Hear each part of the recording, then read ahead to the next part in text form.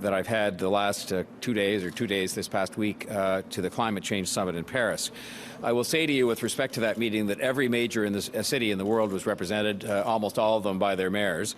I had a chance myself to meet mayors from Los Angeles to Amman, Jordan, to Mexico City, to Copenhagen, and many others in between. And I had the chance as well to have sit-downs with people like Michael Bloomberg, with whom I had a couple of meetings, one of them a private meeting between the two of us.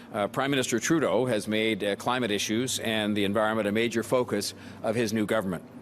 And my trip to Paris has reconfirmed my belief that the best way for the federal government to honour that focus is to invest seriously in Toronto's priority areas of housing and transit, as they've said they will do during the election campaign. Every mayor I talk to, and some of the notable examples of this are places like Los Angeles and Sydney, we will speed up the work that has started already to convert lighting in the city to energy-efficient LED lights.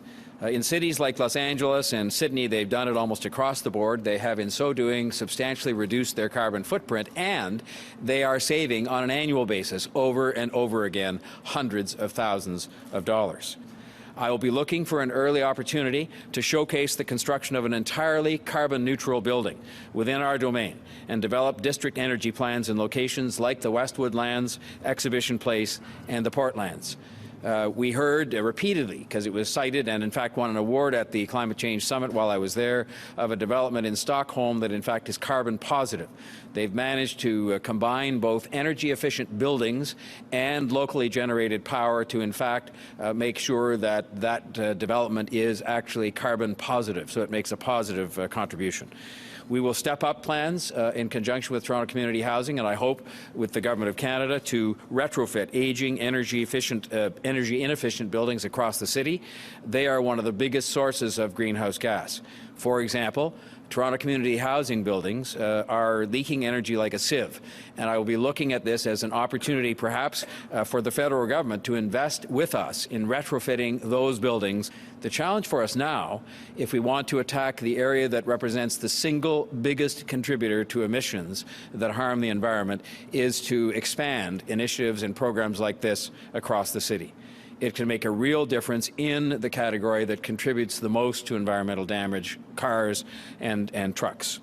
If we get more people on transit and out of their cars, we will not only reduce congestion, but improve our productivity, grow the economy, and build a vibrant, sustainable city with a better environment.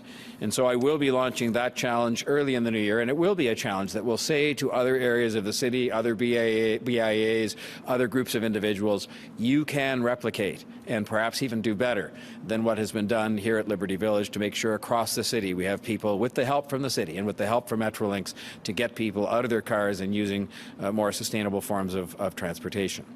I intend to offer balanced, determined leadership in this area, and I'm inviting Torontonians to join me. And I'm confirmed in my determination to move these things forward by my visit to Paris and by the fact that it is not acceptable for us to sit back and shrug our shoulders and say there's nothing we can do.